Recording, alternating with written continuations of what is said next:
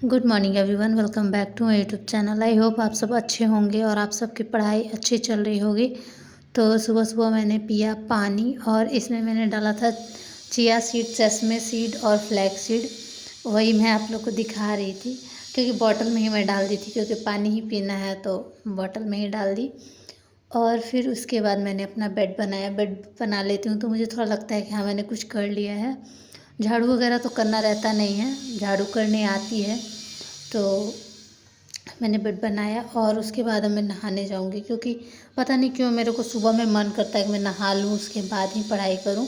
तो मैं चाहती हूँ शार लेने, शार लेकर आऊँगी तो फिर मैं आप लोग से बात करूँगी। तो मैं रेडी हो रही थी और यहाँ पे लग रहा है मेरा सिंदूर, जो कि आप लोगों को पता है कि मैं लगाती हूँ, दिखता नहीं वो अलग बात है। मैं ऐसा नहीं, मैं थोड़ा सा लगाती हूँ, मैं पूरा लगाती हूँ अच्छे से। और बिंदी में सिंदूर का ही लगा लेती हूँ, छोटा सा। और तो पढ़ाई का हम आगे बात करेंगे। उससे पहले एक कमेंट आ रहा था कि दी आप अपना रूम शिफ्ट कर ली, तो नहीं, मैं नहीं शिफ्ट की हूँ। और क्यों नहीं की हूँ, मुझे तो सच में बताने का भी मन नहीं कर रहा था, बट आप लोग बार बार पूछ रहे हो। और अगर मैं बोलती हूँ कि नहीं शिफ्ट की तो फिर आप लोग पूछोगे कि क्यों नहीं शिफ्ट की। तो इससे अच्छा है कि मैं ही बता दूँ। देखिए, अगर एक मैरिड लड़की पढ़ती है ना, उसको हर जगह प्रॉब्लम होता है। भले ही बहुत सारे लोग ऐसा कमेंट करते हैं कि दी आप सिंदूर लगाया कीजिए, बिंदी लगाया कीजिए, चूड़ी पहनना कीजिए, गले में मंगलसूत्र पहना कीजिए। लिटरली मुझे भी बहुत पसंद है, क्योंकि मैं मैरिड हूँ, मुझे पहनना चाहिए और मुझे अच्छा भी लगता है। लेकिन मैं क्यों नहीं पहन रही थी, आज मैं इसका कारण आप लोगों को बताती हूँ। जो मेरी फ्रेंड रूम देखने आई थी, वो मेरा ग्राउंड फ्लोर पे, मैंने उससे बोला था कि या तुम ग्राउंड फ्लोर पे देखना या फर्स्ट फ्लोर पे, ज़्यादा ऊपर नहीं देखना, मतलब मेरे को प्रॉब्लम होगा, ज़्यादा मैं उतरूँगी चढ़ूँगी। तो उसने मेरे लिए ग्राउंड फ्लोर पे रूम देखा था, काफ़ी अच्छा रूम था वो भी। और ये भी ठीक रूम है, ऐसा नहीं है कि ये ख़राब है, सेम टू सेम ही है। तो मेरा ग्राउंड फ्लोर पे रूम था। दो लड़की उसमें रहती है, जो एक खाली करने वाली थी, तो उसके जगह पे मैं आने वाली थी। तो वो 10 दिन, मतलब वो अंकल बोले थे कि 10 दिन बाद मतलब तुम उस रूम में शिफ्ट हो जाना, जब वो खाली करके चली जाएगी। तो मैं फिर बात की अंकल से कि 10 दिन अंकल हो गया है, तो मतलब मेरा रूम कब मिलेगा, ताकि अपना मैं सारा बुक्स वगैरह निकाल सकूं, मैप वगैरह चिपका लूं, ताकि अब ऐसा ना हो कि इसमें चिपकाऊं फिर नीचे जाके फिर मुझे ये उखाड़ के चिपकाना पड़े।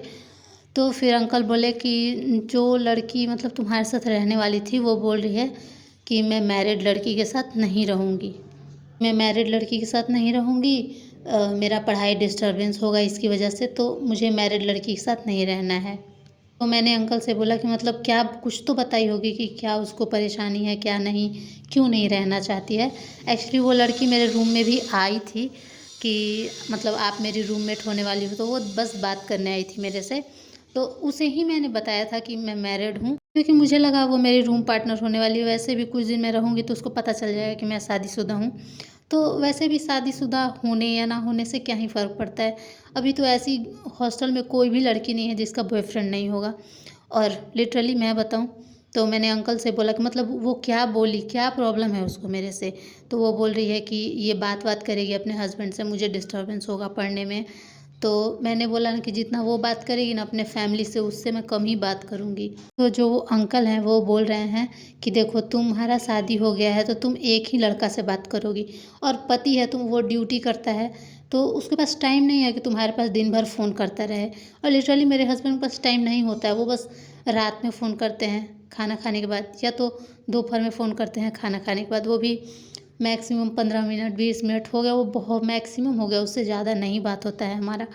और उसका बहुत सारा बॉयफ्रेंड है, मतलब 5-6। अंकल बोल रहे हैं कि तुम ही को परेशानी होगा तुम अगर उसके साथ रहोगी, क्योंकि दिन भर बात करते रहती है, उसको ढंग वंग नहीं है। देखिए, मैं उसका बुराई नहीं कर रही हूँ, लेकिन रियल रीज़न यही है, वो मेरे साथ नहीं रहना चाहती है, क्योंकि शायद उसको लगता हो कि मैं शादीशुदा हूँ, तो उसके साथ उतना एडजस्ट नहीं कर पाऊँगी, उसके साथ मस्ती नहीं कर पाऊँगी, तो वो मेरे साथ हो सकता है नहीं रहना चाहे। तो मेरे से अंकल ने बोला कि देखो, तुम जिस रूम में हो अभी उसी में रहो आराम से, कि कोई दिक्कत नहीं है, आराम से रहो उसी में, तुमको ज़्यादा प्रॉब्लम होगा इसके साथ, क्योंकि ये दिन भर अपना बात ही करते रहती है। मैं अंकल से बोली कि देखिए अंकल, मुझे कोई दिक्कत नहीं, वो बात करे, दिन भर बात करे, अगर मुझे प्रॉब्लम हो मैं लाइब्रेरी चली जाऊँगी, लेकिन वो ये क्यों बोल रही है कि मतलब मैरिड है तो मैं नहीं रहूँगी उसके साथ। ये तो कोई बात ना हुआ। ये आपका रूम है, आप डिसाइड करेंगे कौन किसके साथ रहेगा, कैसे रहेगा।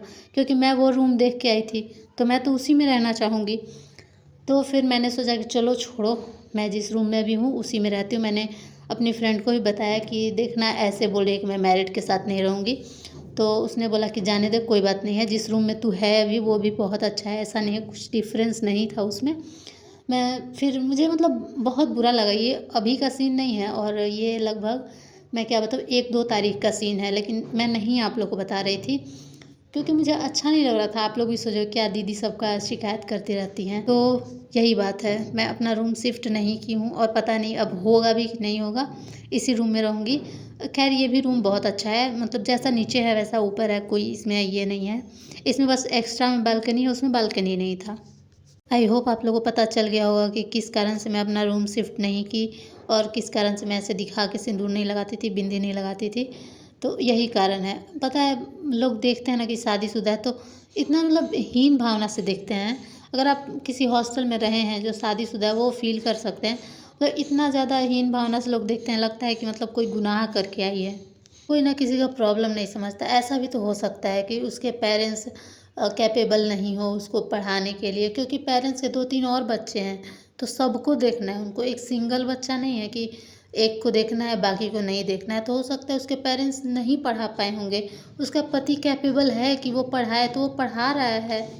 एक और बात, ऐसा नहीं है कि मेरे पेरेंट्स पटना हमको नहीं भेजे थे शादी से पहले पढ़ने के लिए, उनको मेरे पे भरोसा नहीं था। भेजे थे, पता है मैं कब आई थी पटना में पढ़ने के लिए? जब लॉकडाउन होने वाला था ना, उससे 2 महीने पहले मैं आई, जनवरी में आई थी, और अप्रैल शायद 22 अप्रैल या कुछ को ऐसे ही लॉकडाउन लगा था। तो लॉकडाउन के बस 1 दिन पहले मैं पटना से चली गई थी, और जाके इतना मैं बीमार हुई थी, लगभग 1.5 साल मेरा दवा चला था, उसके बाद मैं ठीक हुई थी। खैर वो सब छोड़िए, मैंने एक पार्सल मंगाया था, एक नहीं 3 था। उसमें फर्स्ट ये है कुर्ती। यार ये कुर्ती ना बहुत कम प्राइस में है, बहुत ज़्यादा ही सुंदर लग रहा था मेरे पे।